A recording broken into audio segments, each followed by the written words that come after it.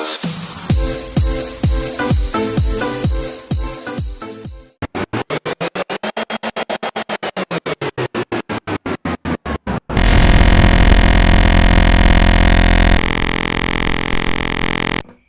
sir! Hi guys! For today's vlog, we're going to make video tutorials in C++. So first thing first, we do today I'm gonna explain or teach you the program 1. This program is check if a number is even or odd. These programs take an integer input from the user and determines whether the number is even or odd. Start step by step. So number 1 is the header files inclusion. So hashtag ice cream. So it's the uh, hashtag include iostream. So hashtag include iostreams includes the iostream library, which allows the program to handle input and output operations. So iostream is the green one, stands for input output stream. So number 2, using the std namespace. So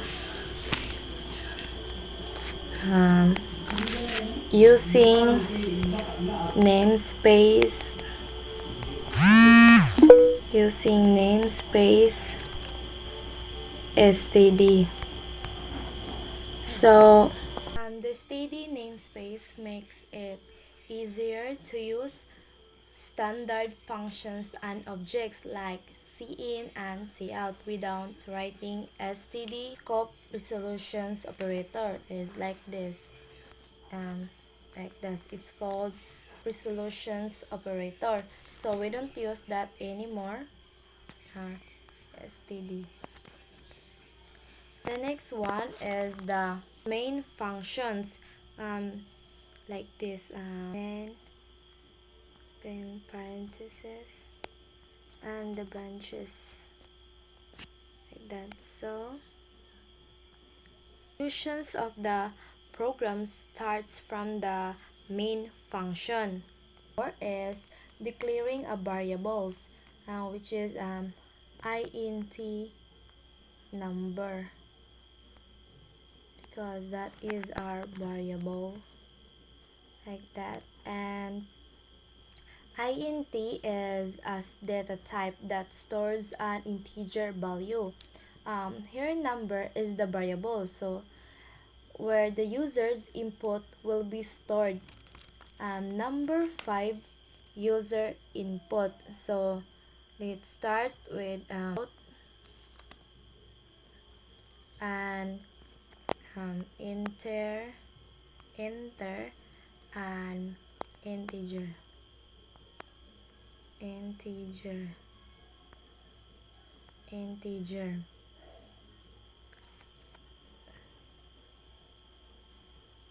Now we put semicolon, like that. And the next is the cn.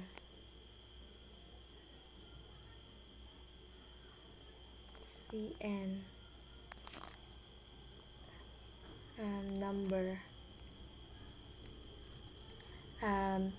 Cout prints a message to the screen promoting the user to enter an integer.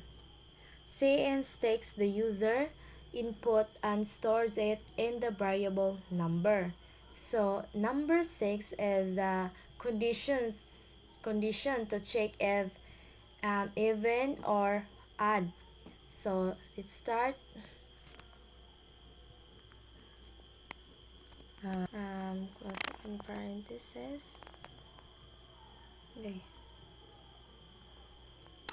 If number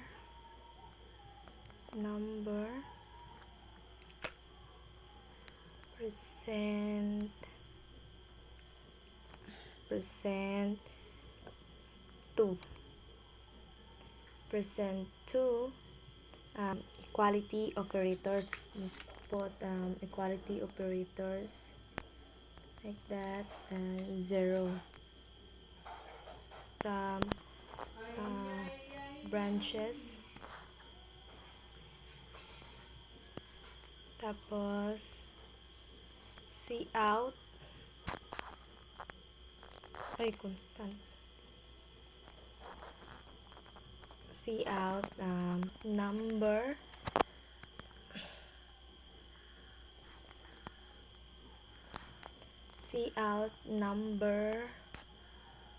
the words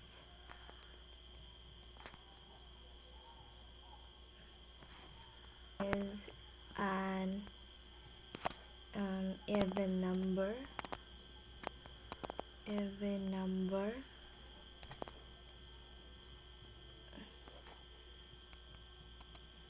tapos put branches,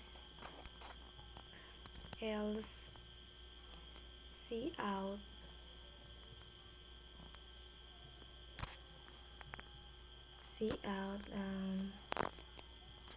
number, tapos hindi makita, is an add number. So here we use an if else statement to check whether the number is even or odd. How it works, let's run. We put how it works.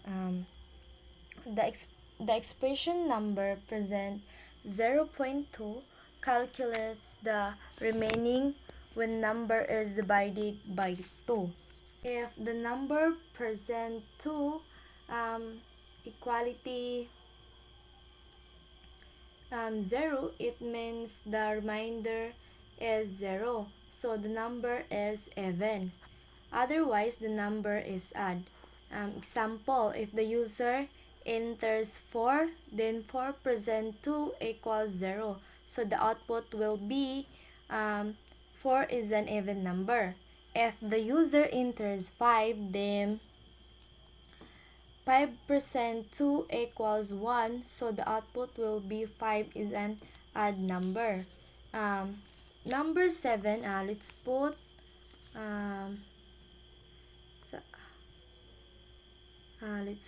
return 0. Return 0 and like that. Return 0 indicates that the program executed successfully. So let's try to run.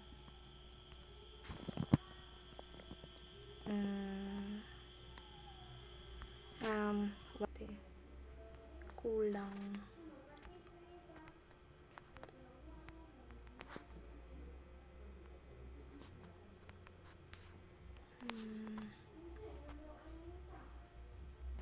Like that. So, odd number pa siya. So, example, another example of odd number is we input 9. So, yung output niya is 9 is an odd number.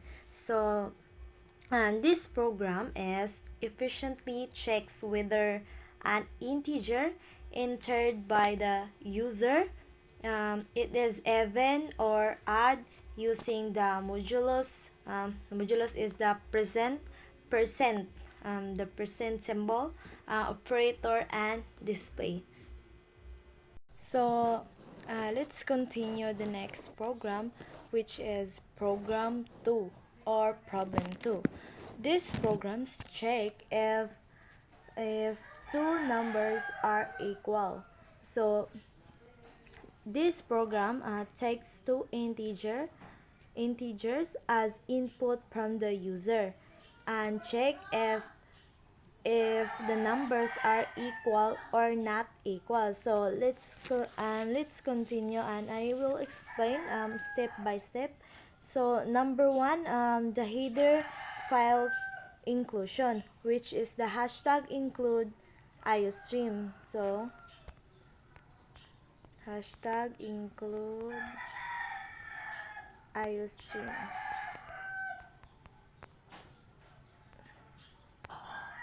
um, the first video is I already explained and what is the purpose and what is the meaning and the functions of iostreams and INT. So let's continue. The next is using the std namespace. So using namespace std, using namespace std. Let's continue because I already explained that too. And the third one is the main function, which is int main,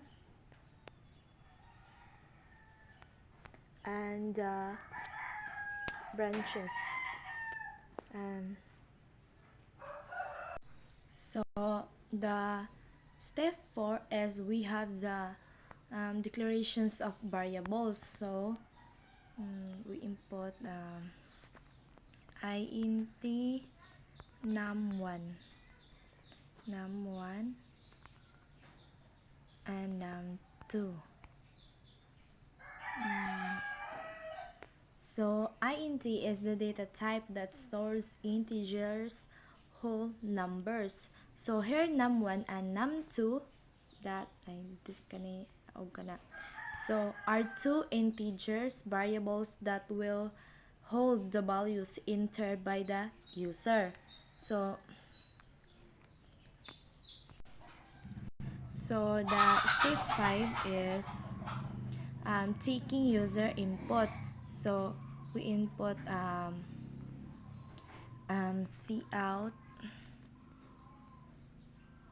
and enter the first integer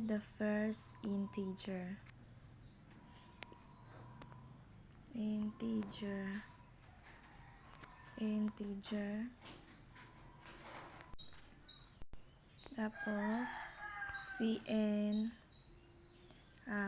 num1, and next is cout again, cout, enter the second integer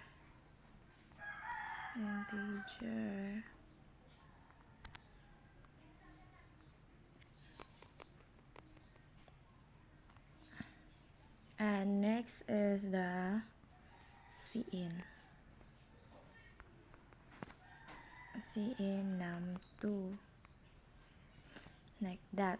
So cout is a print message to prove that user to enter the first and second integer. So cn takes input from the user and stores the values in the variables num1 and num2. So let's proceed to step 6, which is comparing the two numbers. So let's put f and close open parenthesis, num1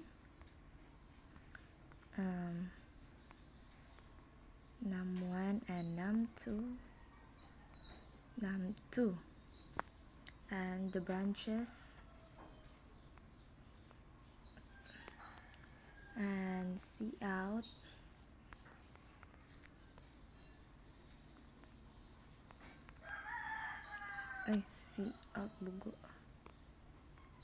cout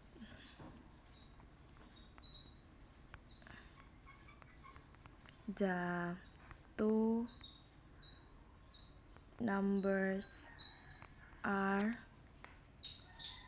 two numbers are equal. equal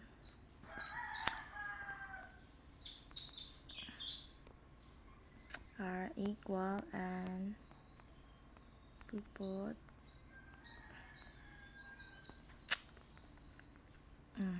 that, and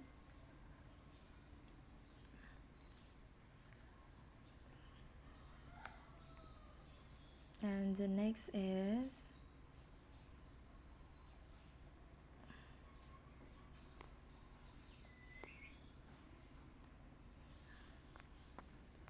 we put branches and else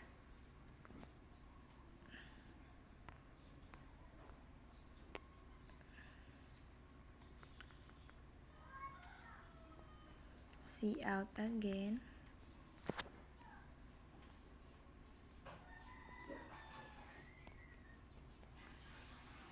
see out, and the two numbers the two numbers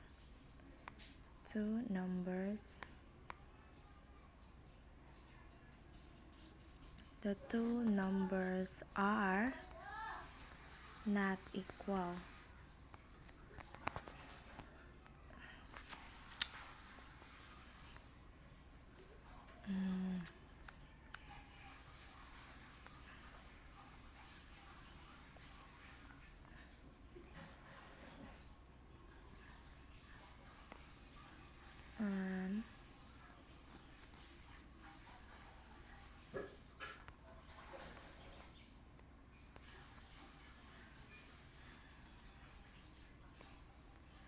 And the if else statement is check if the two numbers are equal or not. The num1 and num2 check if the value of num1 is equal to num2. If the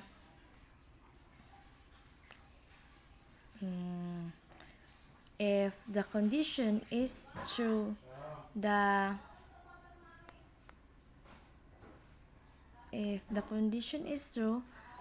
false statement check if the two numbers are equal or not.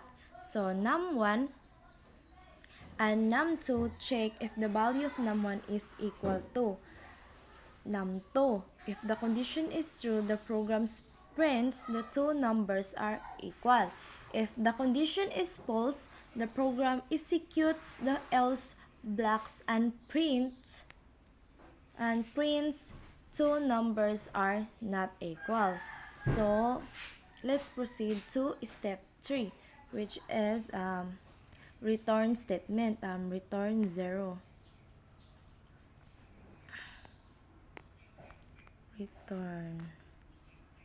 Return 0 siya, and return 0 indicates that the program executes successfully. So ano siya.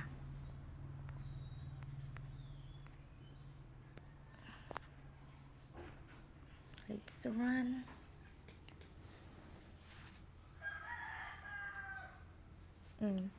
So it's run, and we have an output example. So example number 1's equal number. So enter the first integer. So we enter 5. And the second integer, we put 5 again because equal numbers we're going to. And the output is the two numbers are equal. So let's try another example. Example number 2 is not equal number. So the first integer we put is 7, and the second integer we put is 3. So the output is the two numbers are not equal. Siya. So this program uses the if else statement to compare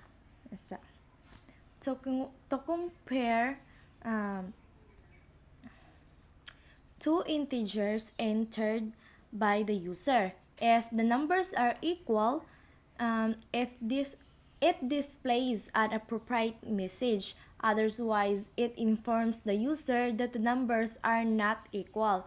It is a simple example to understand conditional statement and input-output in C++. So, thank you. So, let's continue to the next program, which is program 3 or problem 3. So, the first thing we do is the header file inclusion. So, which is hashtag include iostream. So, hashtag include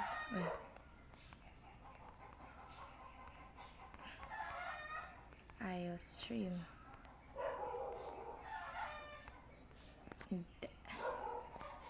Hashtag include iostream. And these lines includes the iostream library, which allows input and output operations in C++. The iostream library is needed for using cin to take input and cout to display output. So the step 2 is using the std namespace. So using namespace std.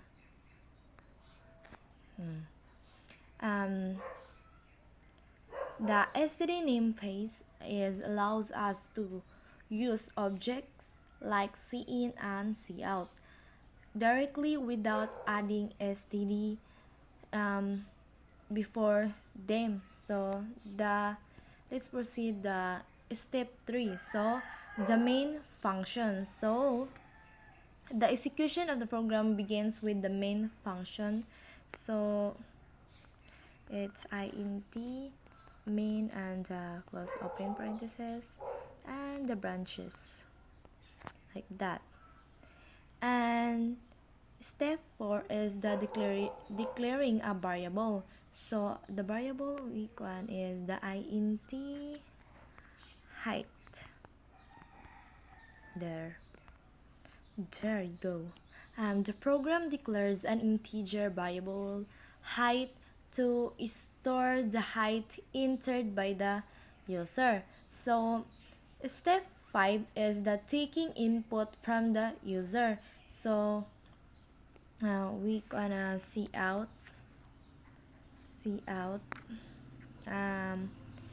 enter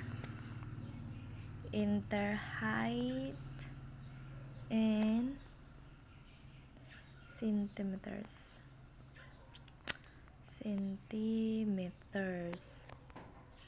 That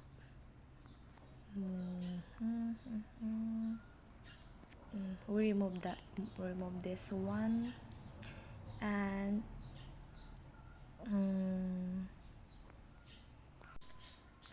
the next is the cin, which is the variable, its height, and cout is prints the message prompting the user to enter the height.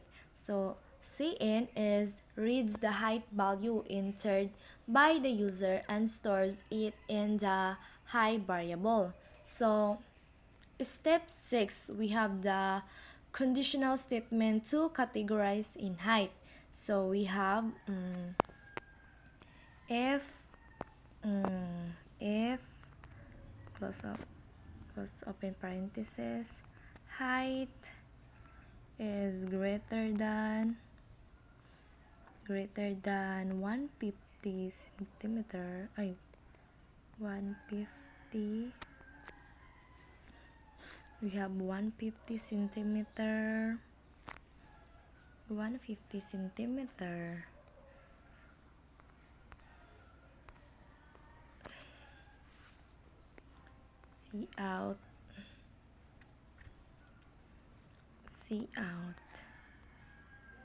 cout is the dwarf or mubo na siya, dwarf. The next is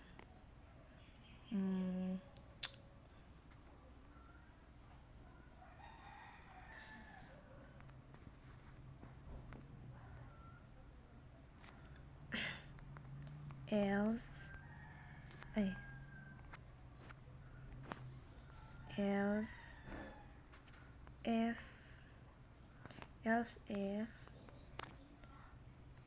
height height 150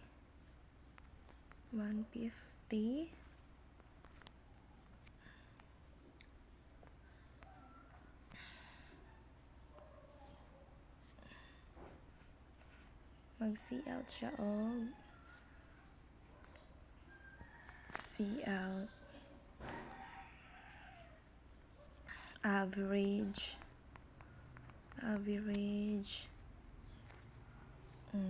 like that. Next is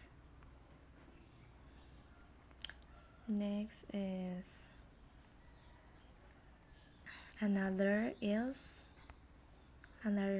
condition, ay,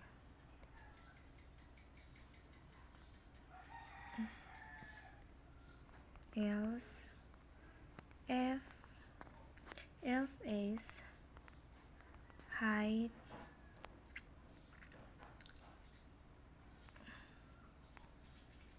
is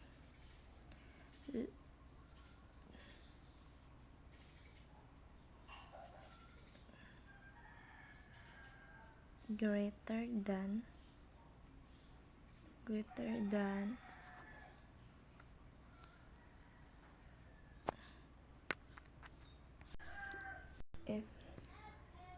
if height is less than 150, iyang output or cout niya is dwarf. Pag ang height niya is 150 or greater than or equal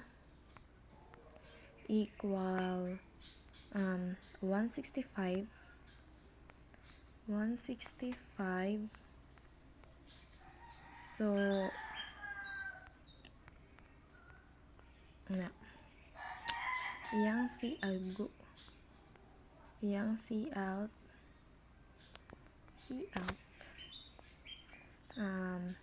tall. The next, another condition,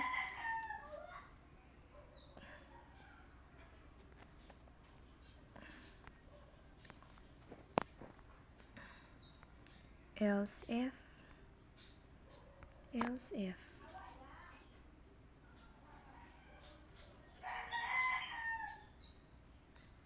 di makita. Else if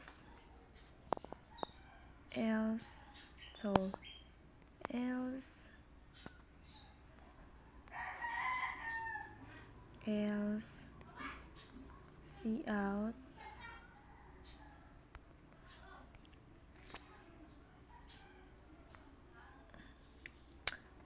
average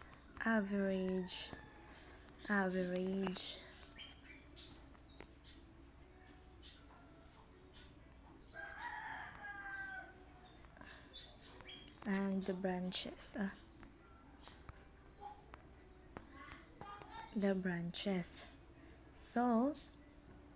so here's how it works. So if height is less than 150, so if the height is less than 150 centimeter, its prints, yung print niya or output niya is dwarf. So pag else if height niya is ang height niya is quality operators 150, if the height is exactly 150, ay balik tabi.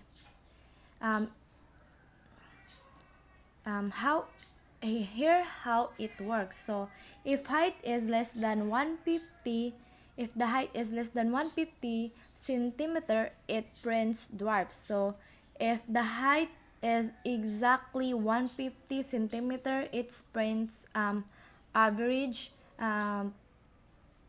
If the height is greater than or equal to 165 centimeter its parent's tall. Else, if none of the above conditions are true, height is between 151 and 164 centimeter its parent's average. So, let's complete our syntax, and the next is we put return statement, which is return 0 there, and return 0, it indicates the program executed successfully.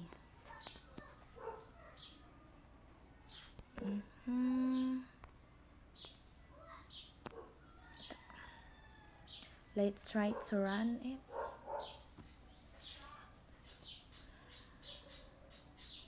So here the program output example. So example number 1 is we person the dwarf. So we input the inter height in centimeter. So let's inter height in centimeter is we have 150. So it's average. So first example number 1 is a dwarf. So we put 130. So it's enter the dwarf. So the number 2 example is average. So we put 150. So it's the output is average. So example number 3 is the tall. Which how many the average? 65 or better than. So we put 170. So the output is tall. So the example number 4 is the average. So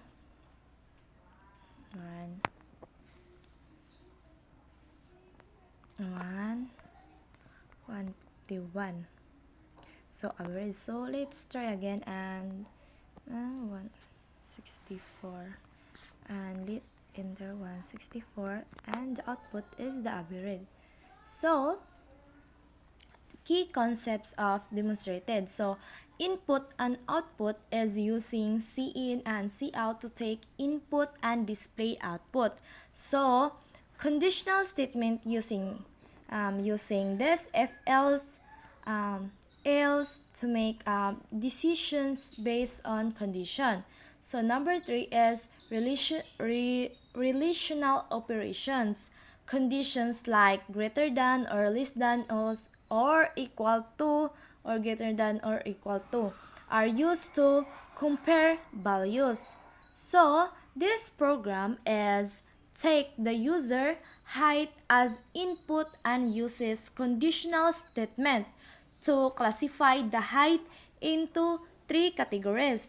So dwarf, average, or tall. It is a great example of how to use if-else statement and basic input-output in C++. So it's done. I hope you learned something. Thank you. So in this video, we will learn how to find the highest number from a list of 5 numbers entered by the user using a simple C++ program. So here's a step-by-step explanation. So number 1 is include the necessary header, which is hashtag iostream and using namespace std. So let's write hashtag include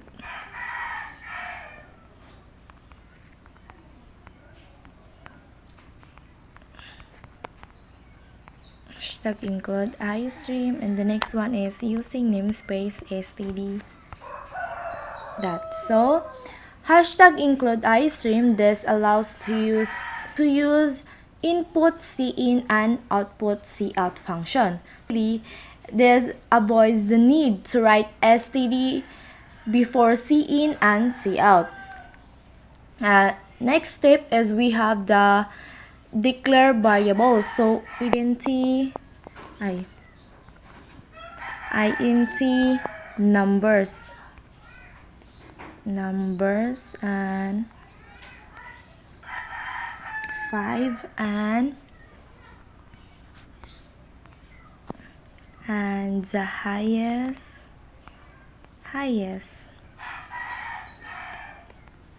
and the highest.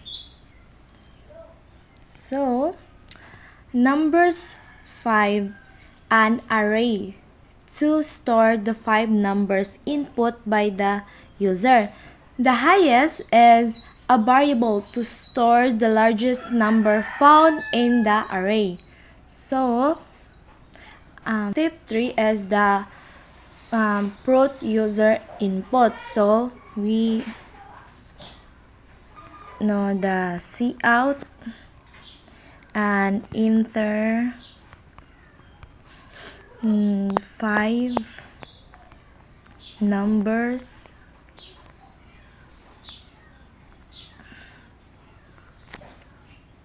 so we remove this one,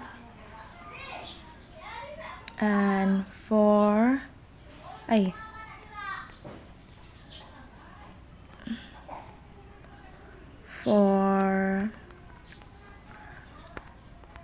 int I equals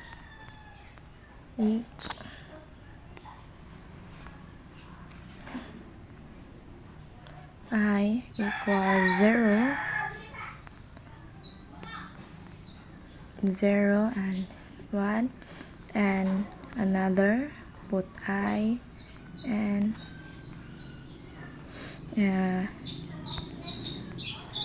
less than, put less than sign, less than 5, tapos I, another I, plus plus, and we put the branches, curly brackets, and cn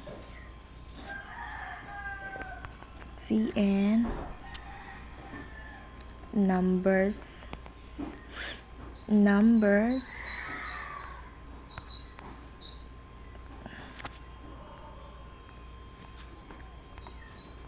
I, we put again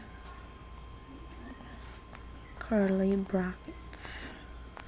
So the program asks the user to enter 5 numbers. So for this one is for loop iterates 5 times to store each number in the numbers array using cn. So number 4 is the initialize the highest value. So we put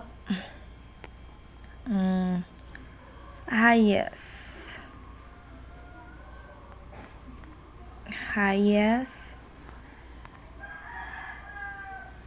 equals numbers, tapos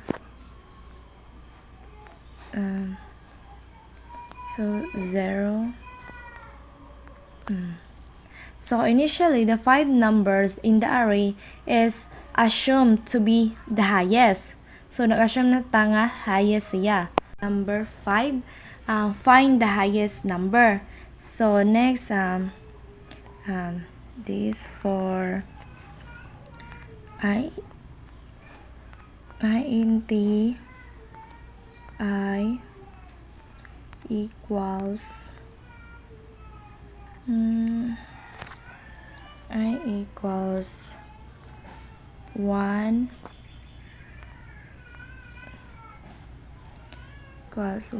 and I less than 5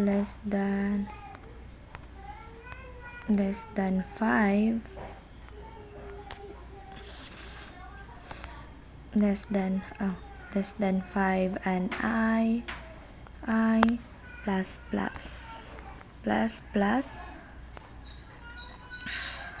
we put curly branches if if number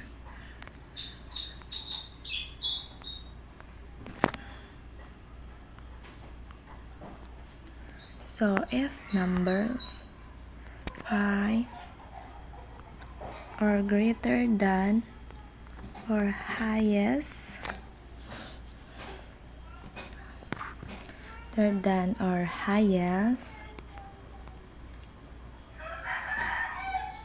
put curly brackets again, tapos highest equals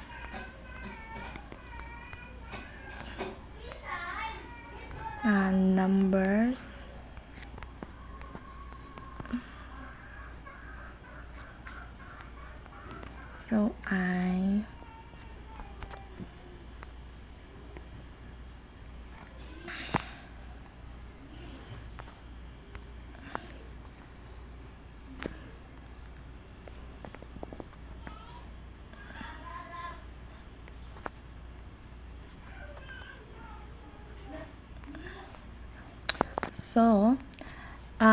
the for loop statement from the second number I equals 1, and check each subsequent number is the array. If a number is greater than the current highest, we update highest with the number. So let's proceed to step 6. We have the display result. So see out highest number is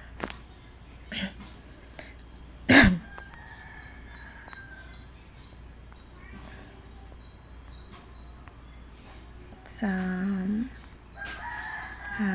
highest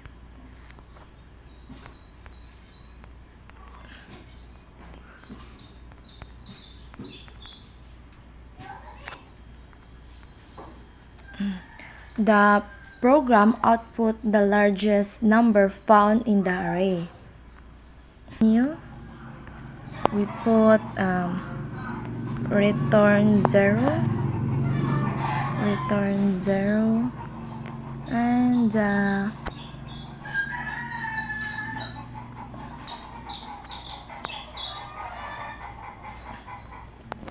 so let's run.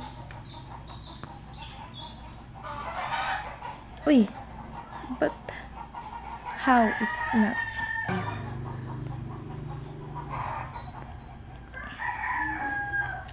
int name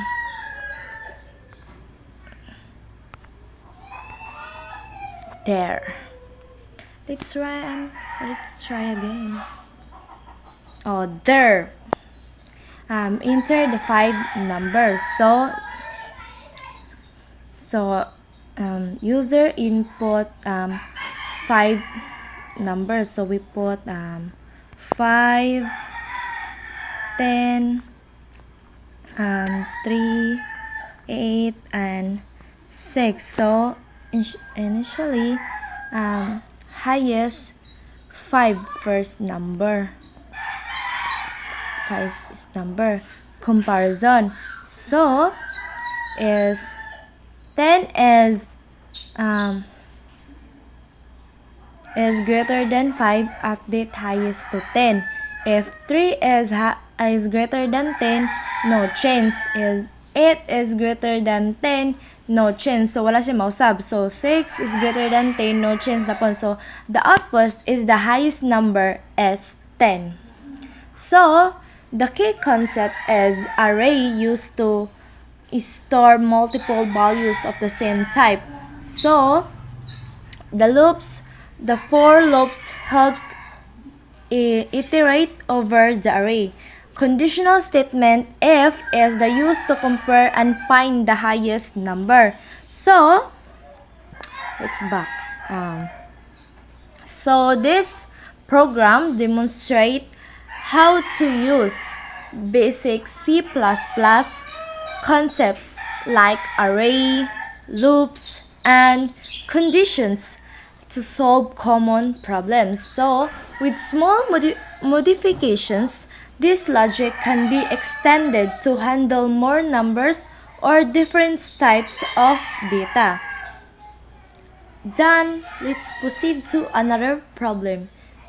So the first thing we do is include the necessary header, which is hashtag include and hashtag include iStream and using namespace std. So let's put um,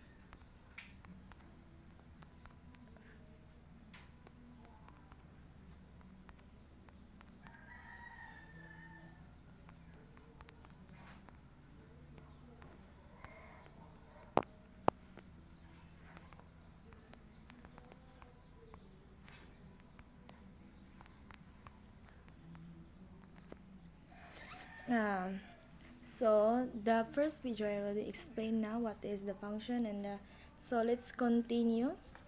And the next step is we have the declare a variable. So we have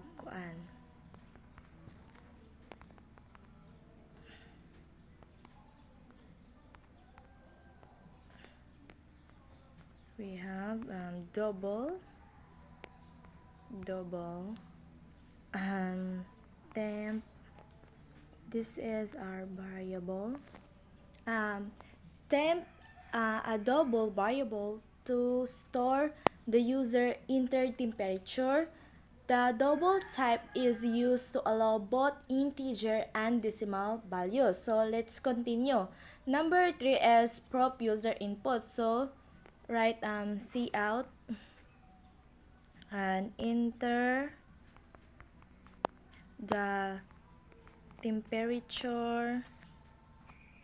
Enter the temperature like that, and we remove this one.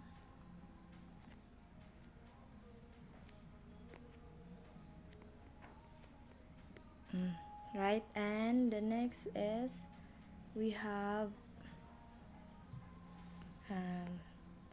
cn, which is temp. So the program asks the user to input the temperature.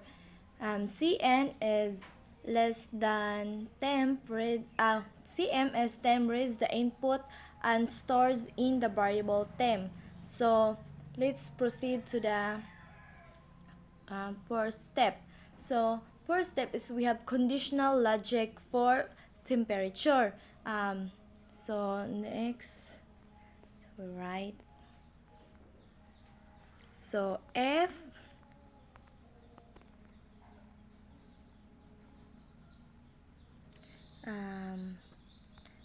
temp is less than to 0 and put branches, tapos cout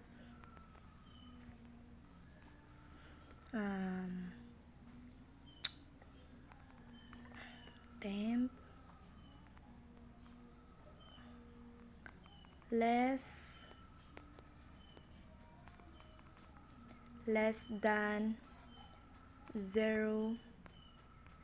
less than 0 like that, and the next one cout remarks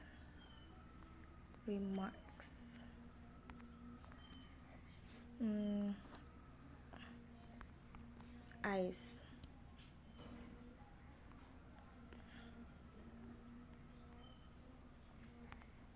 put branches.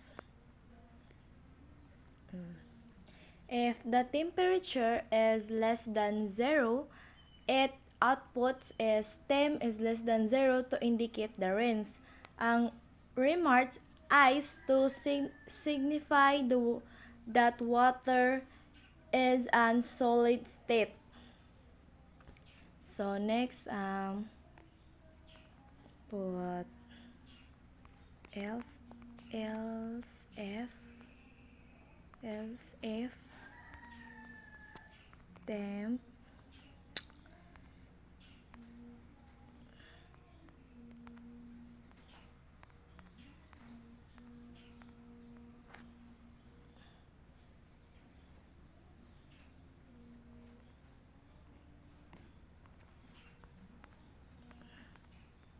so 0 and temp put branches, and next is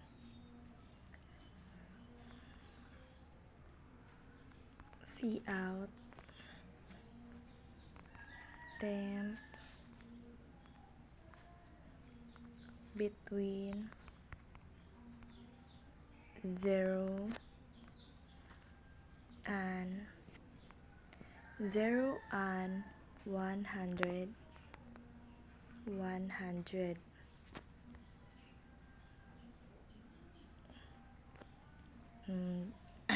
Next, see out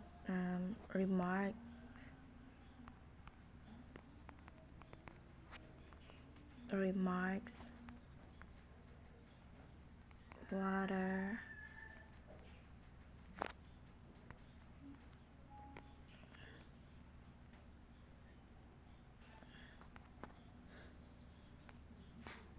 that. So if the temperature is between 0 and 100 inclusive, it outputs temp between 0 and 100, remarks water to indicate water, it is liquid state.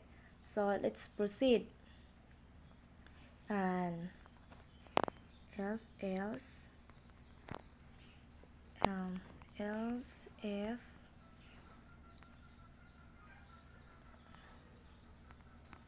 put some branches and see out temp exceeds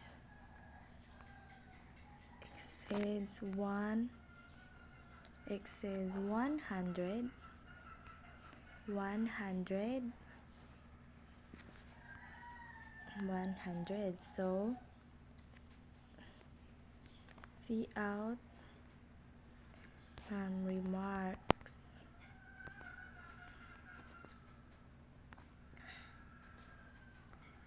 steam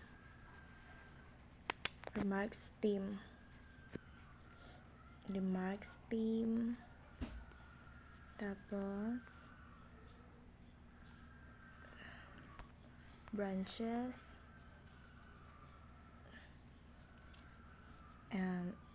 if the temperature is greater than 100, it outputs temp exceeds 100, remarks temp to show water is in a gaseous state. So let's proceed.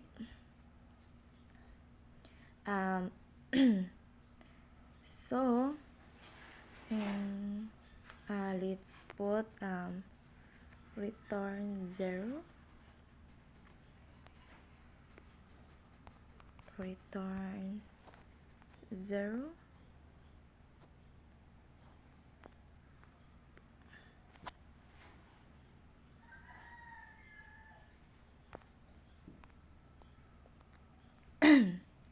so let's see some example. So we input -5 condition temp is 0, tapos ang output niya is temp less than 0, tapos ang remark is ice. So let's try to run.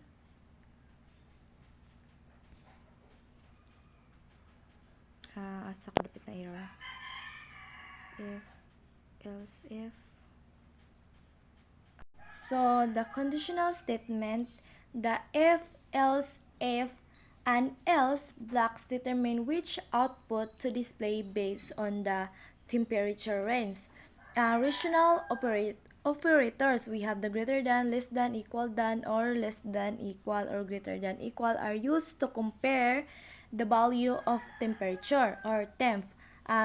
Logical operators like and ensures both conditions, temp is less than or equal 0 and temp is greater than or equal to 100 are true.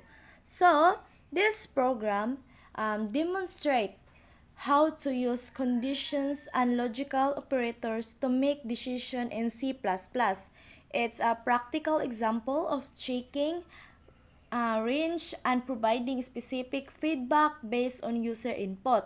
You can adapt this logic for similar scenarios like checking grades or age categories. That's all.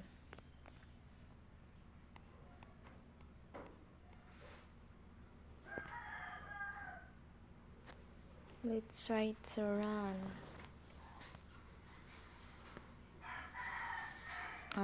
So, enter the temperature. So, we input -5. So, and the output is temp is less than 0 and the remarks is I. So, let's proceed another example. Example number 5. So let's input 50. So condition is temp is less than equal 0 or and temp is greater than 0 or greater or equal than 0. The output is temp is between 0 and 100. Remarks is water. So let's create another another example 0 and 100. So mato siya. We input 150 and the condition is temp is less than greater than 100. Ang output niya is temp is exceeds 100 and the remarks is steam. So thank you and let's proceed to another problem. In this video, we will learn how to write a C++ program that converts a numeric date, month, day, year into a formatted date with the month name.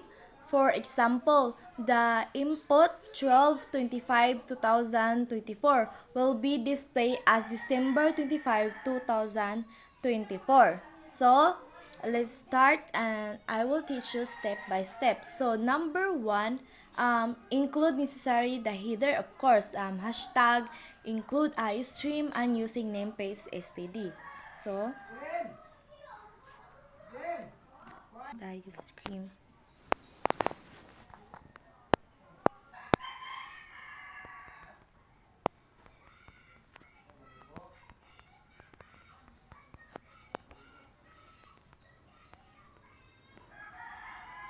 And using namespace std. Hashtag include iStreams enables input cin and cout operations. Using namespace std avoids writing std before standard functions like cin and cout. So, number 2, define the function get month name. So, first,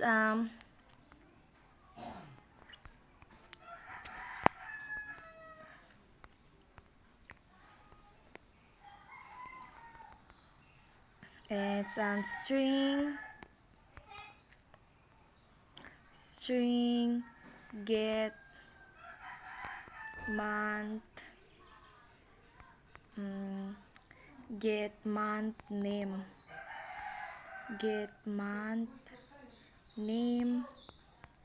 int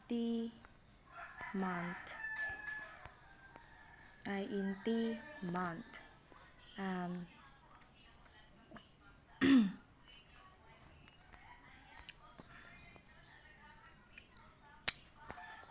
next is string months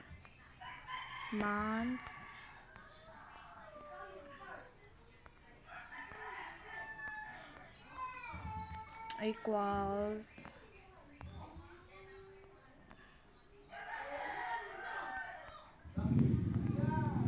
January,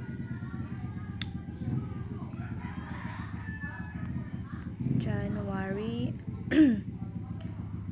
February,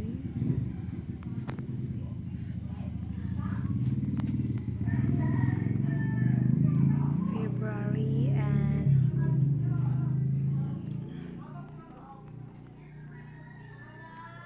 May, January, February, March, March bukan, March,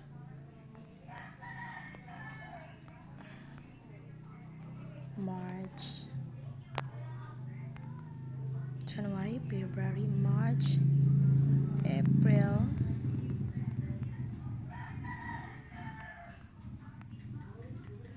April,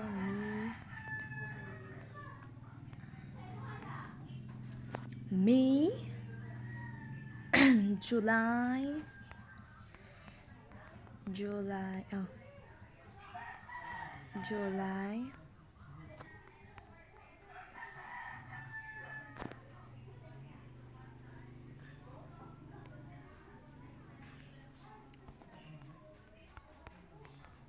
July, oh, May, June pa, June,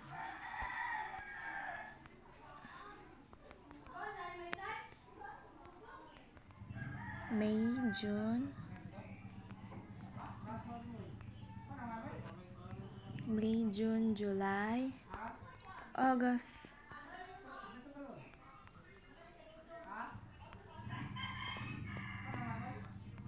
September, October,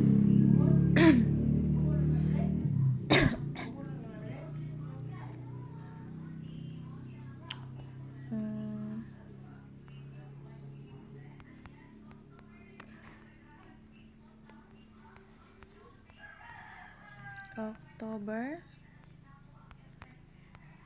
November,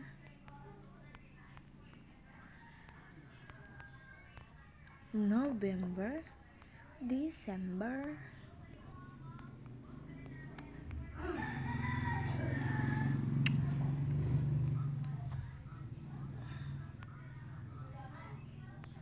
December,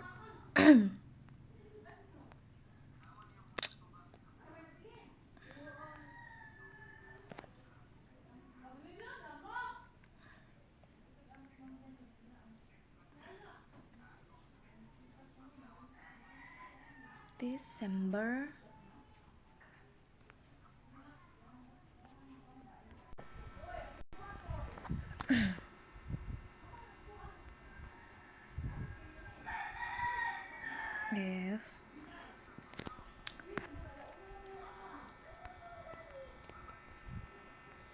if month is greater than or equal 1 and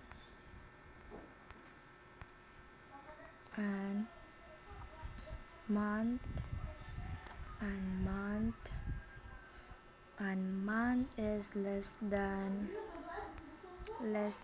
or equal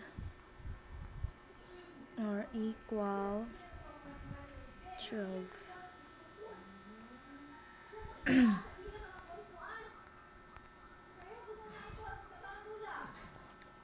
and 12 and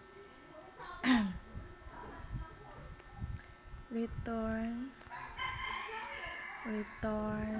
months month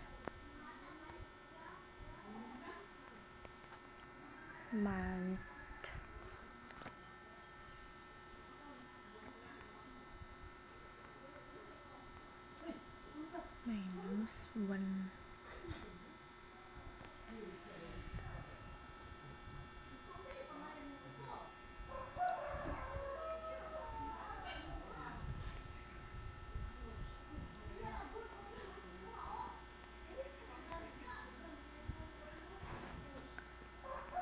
else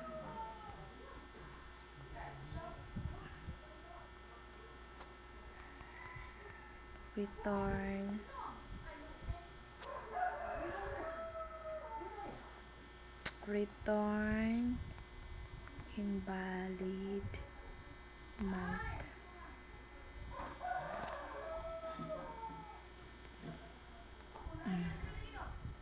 Tapos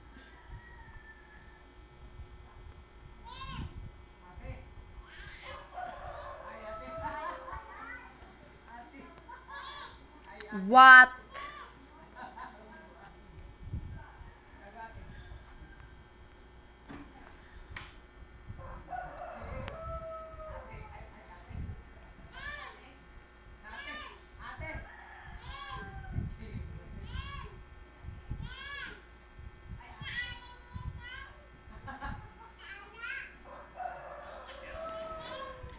The purpose converts a numeric month into its corresponding name.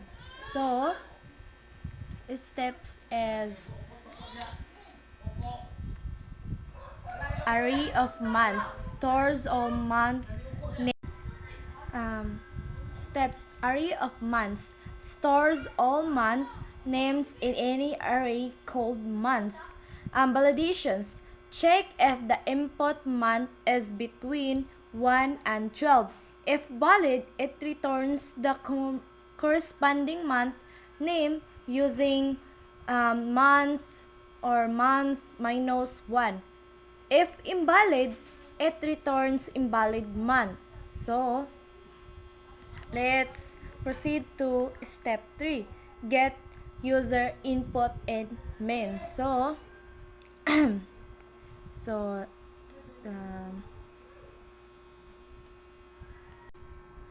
before that, we remove this one.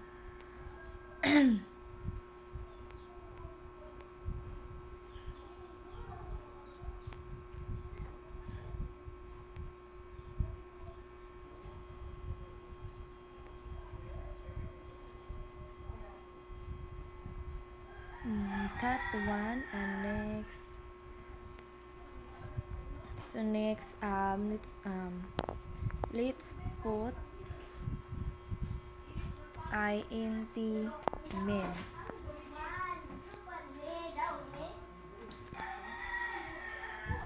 int min.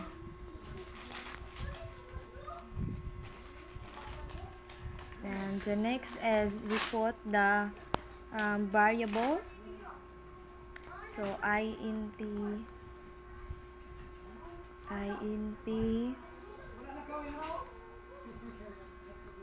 day, month, year.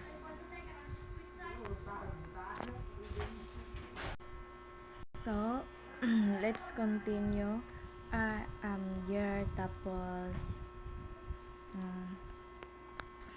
cout enter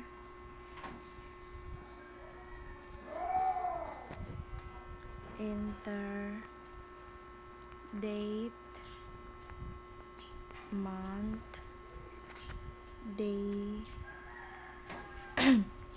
enter month, day, and year.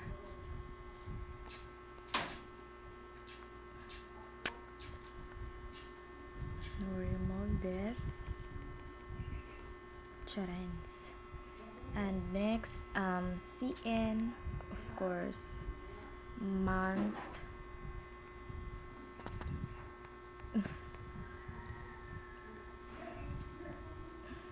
tapos day and year.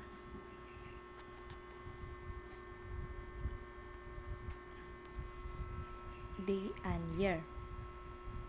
So variables declare day, month, that's our variables. So day, month, and year to store the user input. So input format is the user is promoted to enter the date as 3 numbers, 12, 24, 2024. 12/25/2024. So,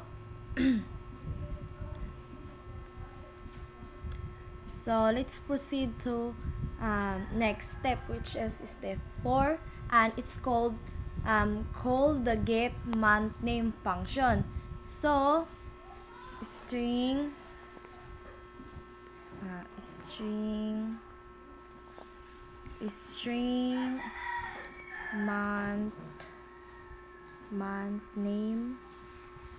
month name equals get month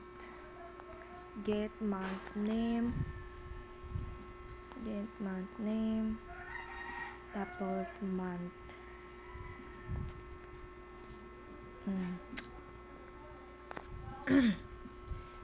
The numeric month entered by the user is passed to the get month name function, and the result, either the month name or invalid month, is stored in the month name variable.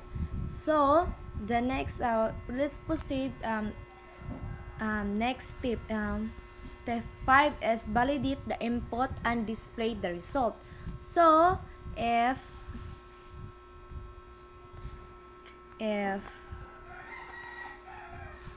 month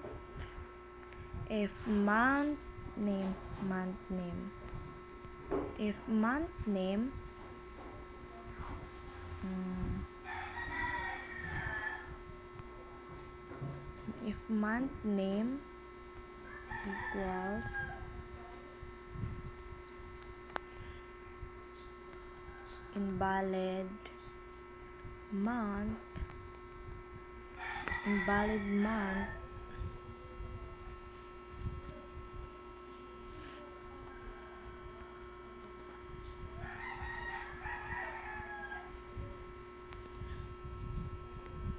next is cout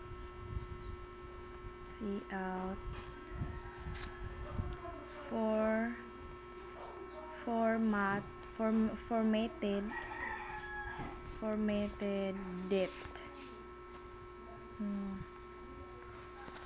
Tapos formatted date, month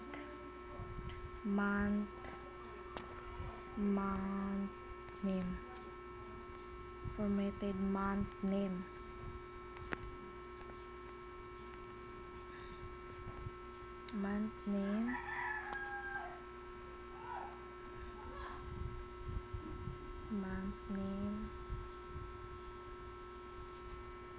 Tapos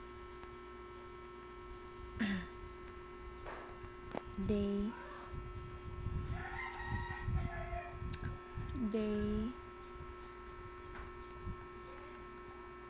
year,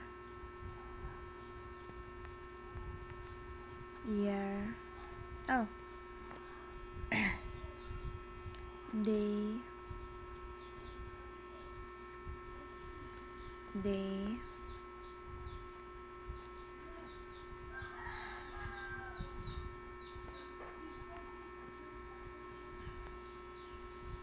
year,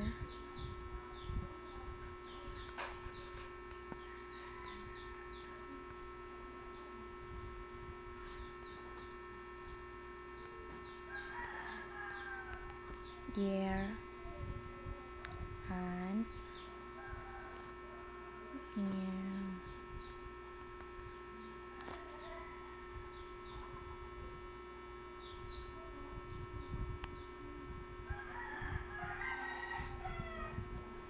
So next is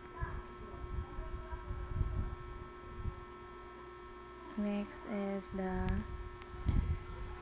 then else.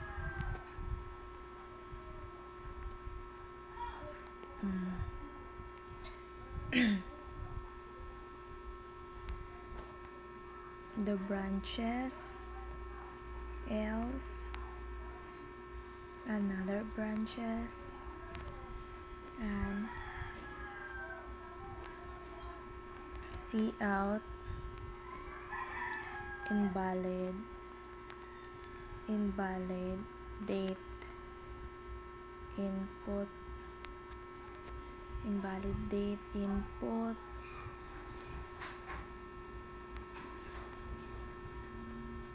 valid date output, tapos like that.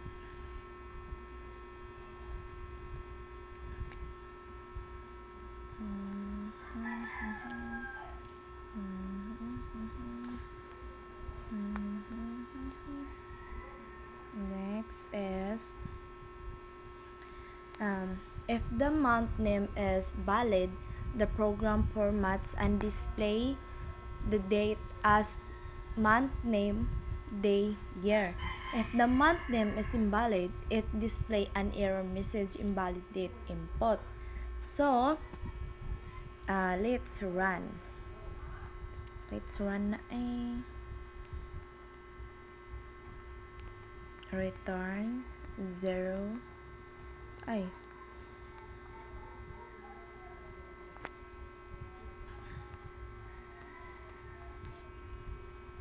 Let's run. Oops. Why it's anong run?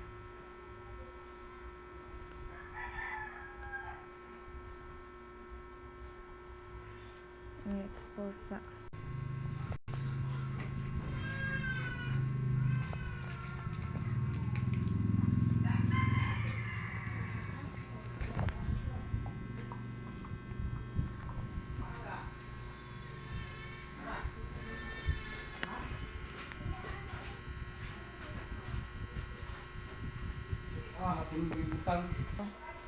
I'm back and let's try again to run.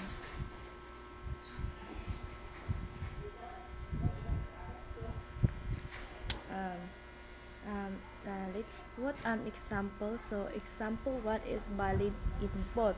So we input 12/25/2024. So the process is month is equals to 12, day is equals to 25, and year is equals to 2024. Get month name 12 returns December. So the output is formatted date December 25, 2024.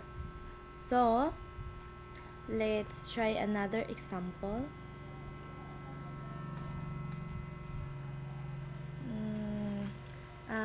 Example number 2 is invalid input. So we input 15 20 2024. So month is equals to 15, which is invalid. 2 is get month name, 15 returns invalid month. So the output is invalid date input. So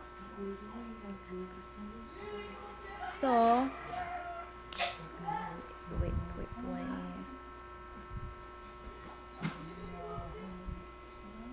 So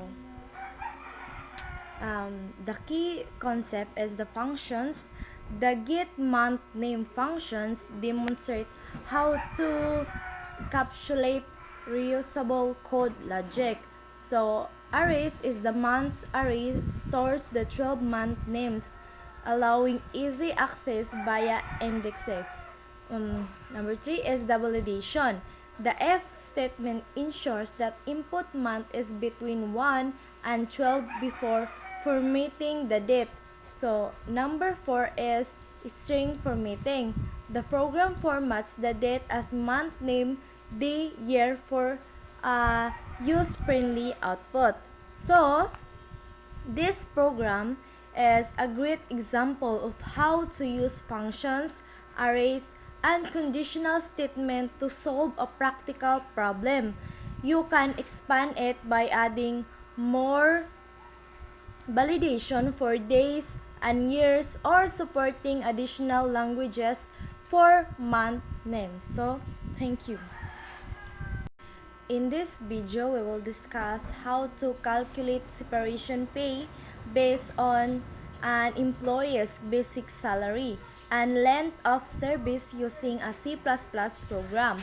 The program uses conditional logic to apply different formulas based on the length of service.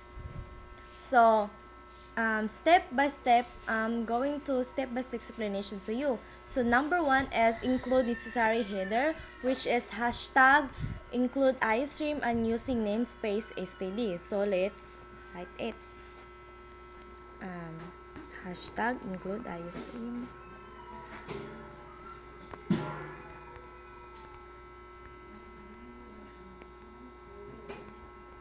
And the two is using namespace std. So, let's continue na.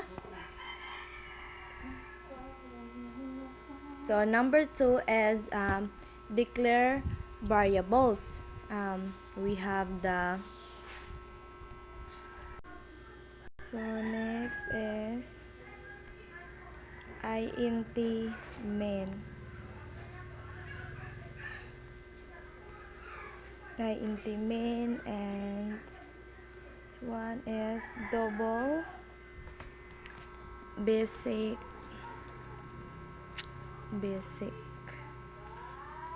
salary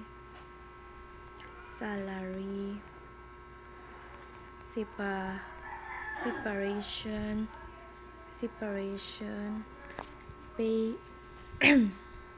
separation pay, and next is int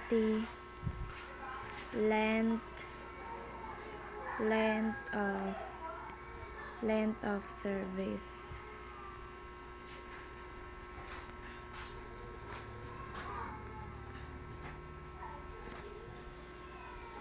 So, basic salary, a double to store the employee's basic monthly salary. Separation pay, a double to store the computed separation pay. And the length of service, an int to store the number of years the employee has worked. The step number 3, get user input. So, we use let's write cout enter basic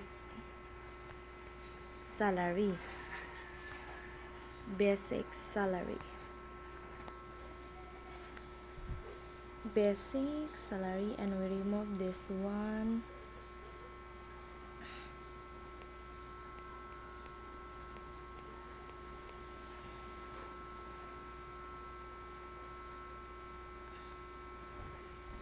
Basic salary. The next one is cn, which is basic salary. Next is cout enter length of service.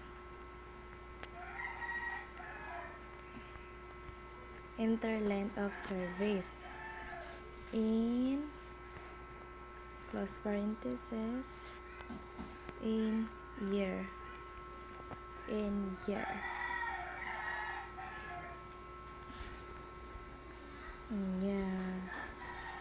So we'll remove this one too.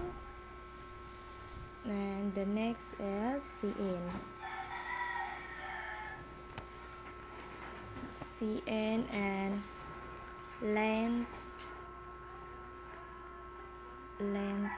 of service. So, the program asks the user to input basic salary, the employee's basic salary, length of service, the number of years the employee has worked.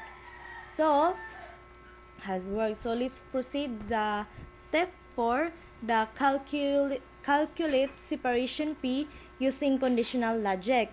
So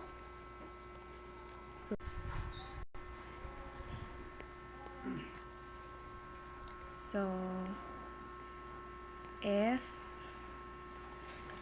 um, length of service is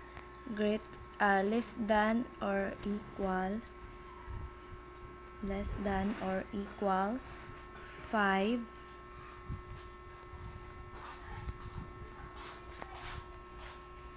less than or equal 5 equal 5. So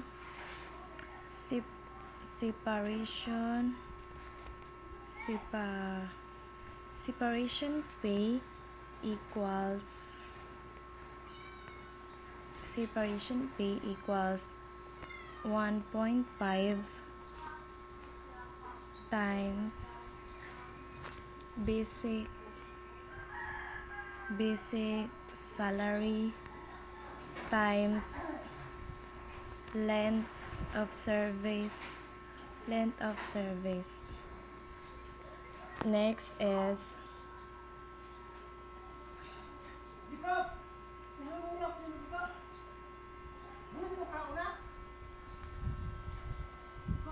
length of service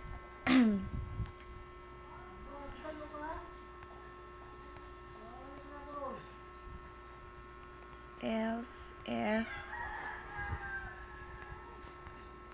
length of service is less than equal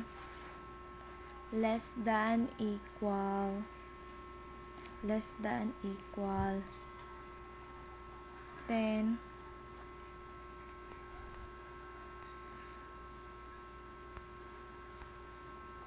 less than equal 10. So separation P is equals 2.0 times basic salary times length of service.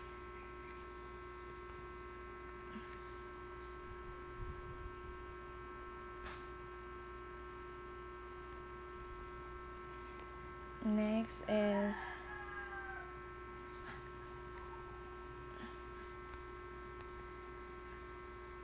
else if length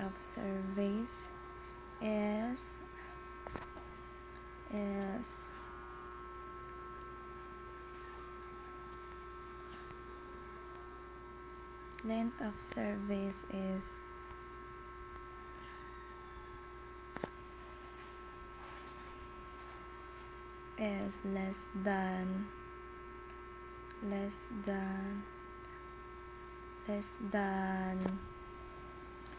less than 15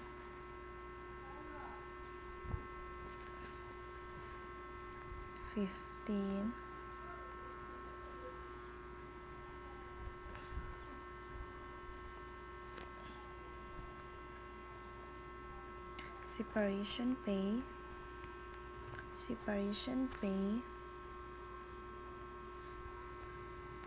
is equals 2.5 times basic salary times length of service. Tapos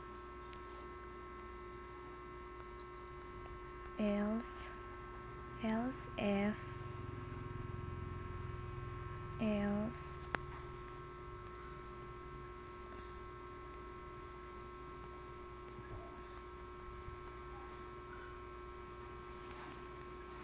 separation pay equals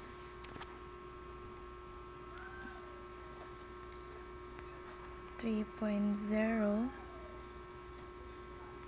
times basic salary times length of service.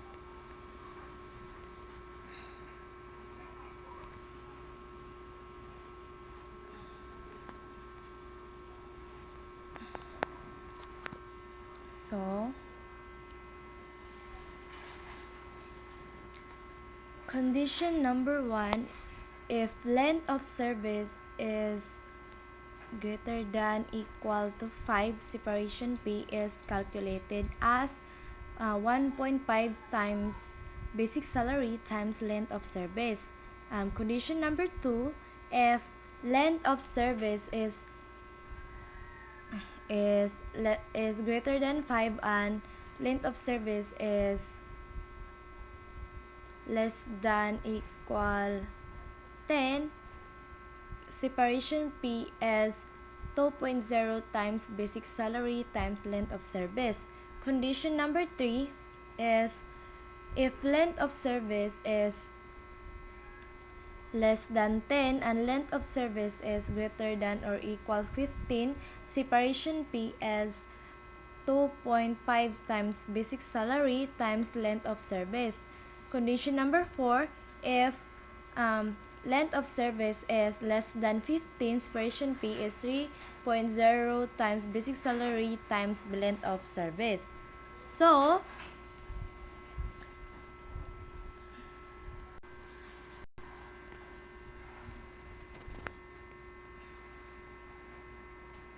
see out.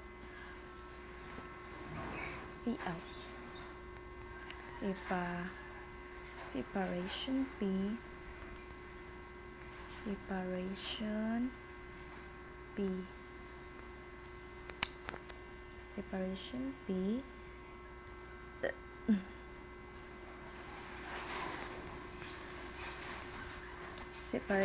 P separation P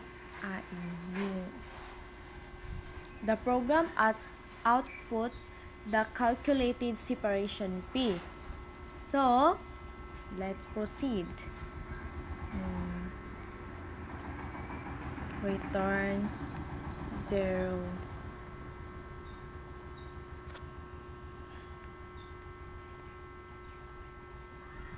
Run.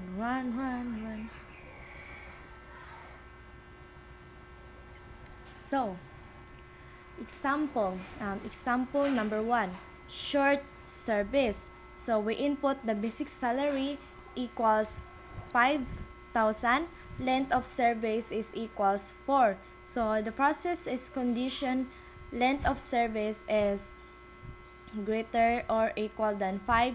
Formula is 1.5 times 500 times 4 equals 300. So we use basic salary, we put 5,000 and the enter length of service we have in year service is 4. Separation P is 30,000. So, let's proceed to example number 2. The medium service input. So, the basic salary you put 6,000. Length of service is 8. So, condition is the length of service is greater than or equal than 10. Formula is 2.0 times 6,000 times 8 equals 900,000.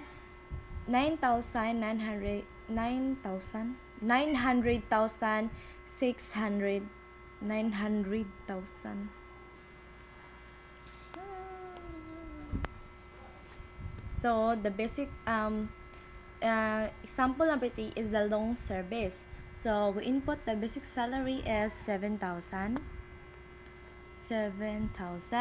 and length of service is 20. So, the condition is length of service is is greater than 15, the formula is 3.0 times 7,000 times 20 equals 42,000. So, the separation P is 420,000. So, 20,000. So,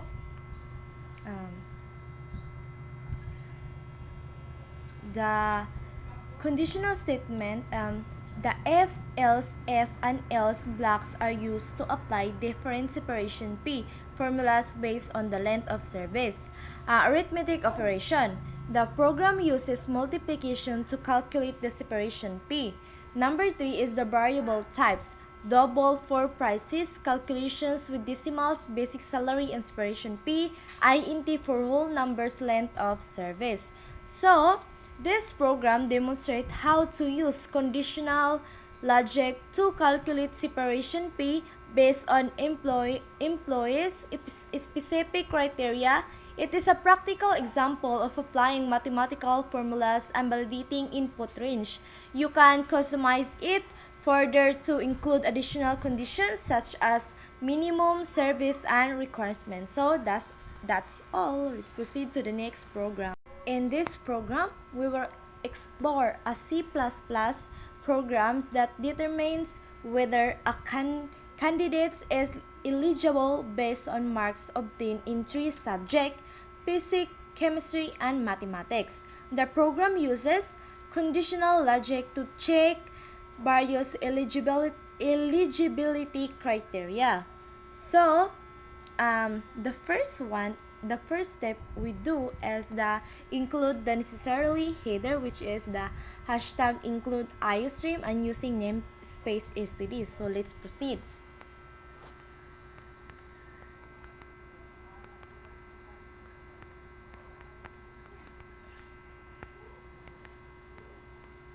And using namespace std. So no need to discuss about it because you know already the previous video. Number 2 is declare variables. So we put some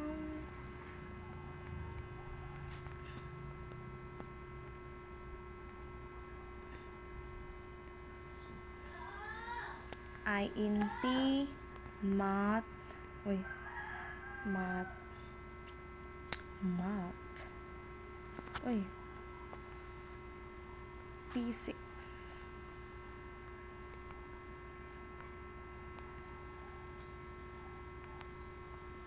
p6 chemistry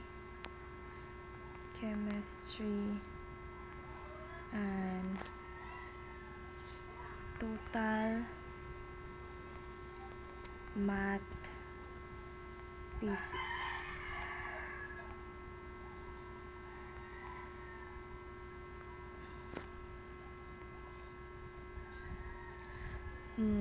Math stores mark obtained in mathematics, and physics stores mark obtained in physics, and chemistry stores mark obtained in chemistry. Total all stores the total mark in all three subjects. So in 3 subjects, and total math physics stores the combined mark of mathematics and physics. So let's proceed to step 3. We have input marks. So here we go. Let's put the cout and input the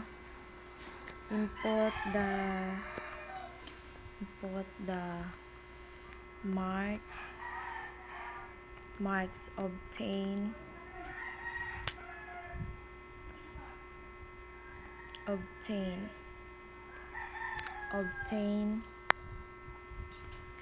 in physics.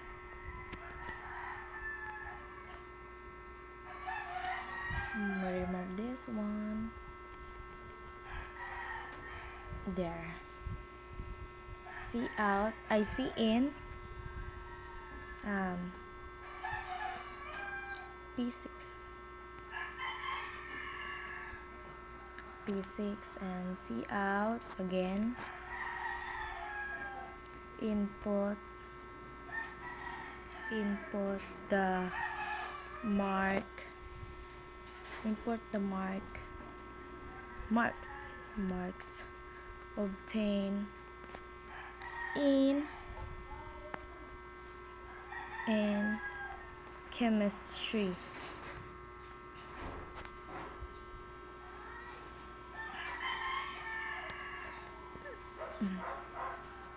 Tapos CN, we have chemistry.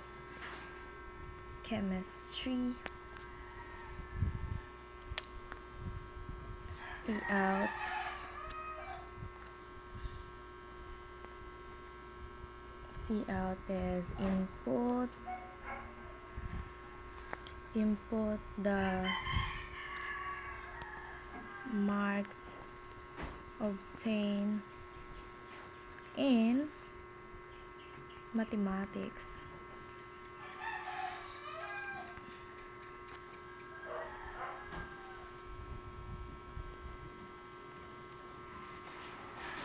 Tapos CN math.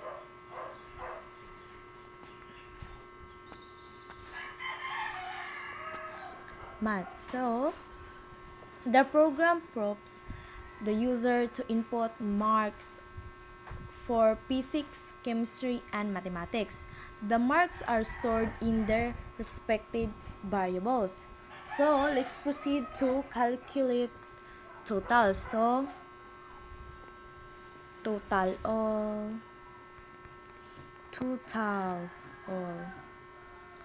equals math plus physics plus chemistry.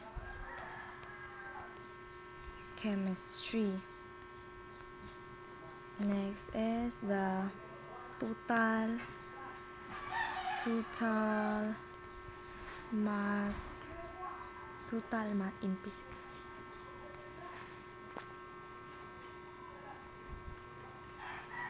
Equals math plus physics. So the total all calculates the total marks in all three subjects. Total math physics calculates the combined marks of mathematics and physics. So let's proceed to step 5. We have eligibility criteria. So let's proceed to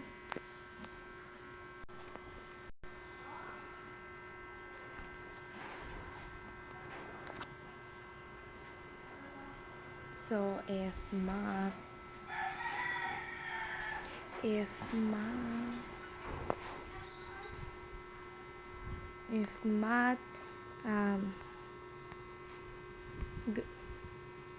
less than 65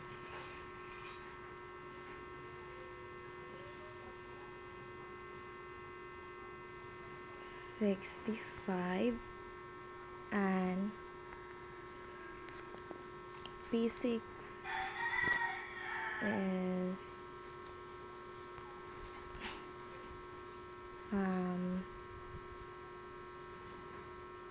less than or equal 55 and chemistry is less than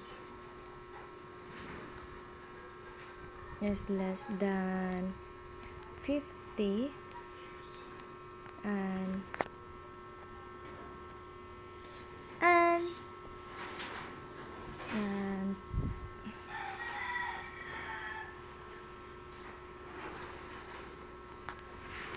total all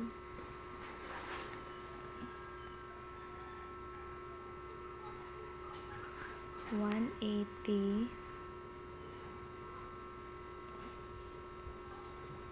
dili ano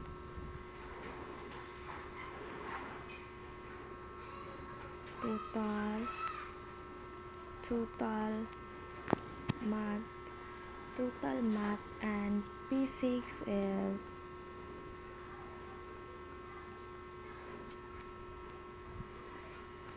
140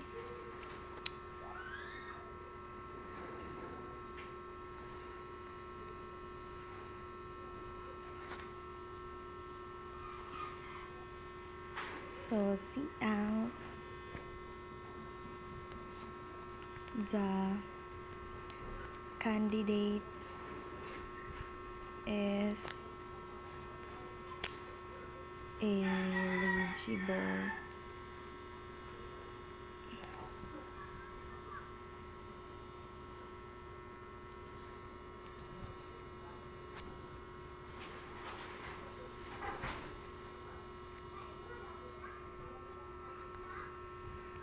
else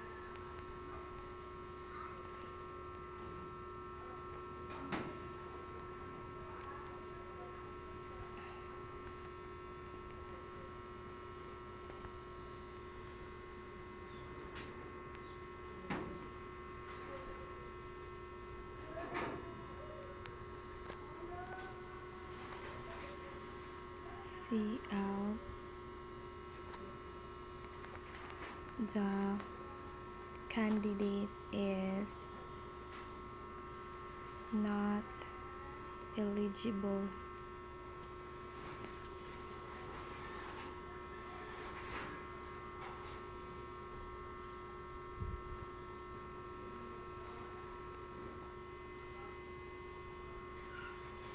The program uses a single if-else block to check eligibility. Condition: mathematics marks must be greater than 65. Physics mark must be at least 55. Chemistry marks must be greater than 50. Total marks either condition must be satisfied. So, total of all three subjects, total all, must be at least 180. Or the total of mathematics and physics, total math physics, must be at least 140. Output is, if all conditions are met, the candidate is declared eligible. Otherwise, the candidate is declared not eligible. So, let's write return 0 so that we can run.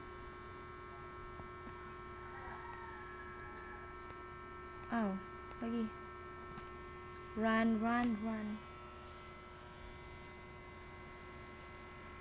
Oy, wrong. Ganun wrong.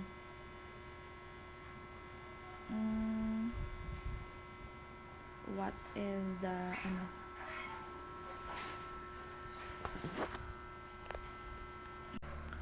So let's try to run.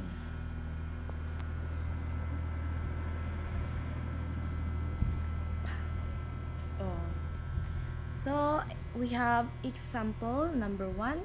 So eligible candidate, so we input the physics as 60. So 60, and the chemistry is 55, and the mathematics is 70. So the math is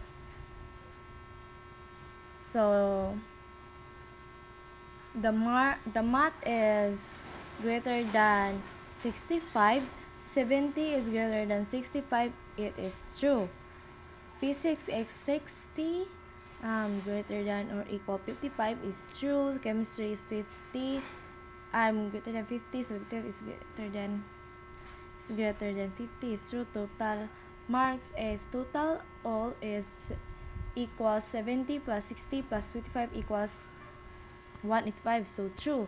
total math physics equals 70 plus 60 equals 130. So false. At least one of the total condition is true output. So the candidate is eligible. Next, we have the example number 2. So we input this example is not eligible candidate. So we input the physics is 50 and the chemistry is 45 and the obtained mathematics is 60. So the math is greater than 65, so 60 greater than 65 is false. So physics is greater than or equal than 55, so 55 is greater than equal than 55, so false. Chemistry greater than 50, so 45 greater than 50 is false. So total marks is total all is equals 60 plus 50 plus 45 equals 155, so false. And total math physics is equals 60 plus 50 equals 110, false. So all condition fail. So ang output niya is the candidate is not eligible. So the key concept is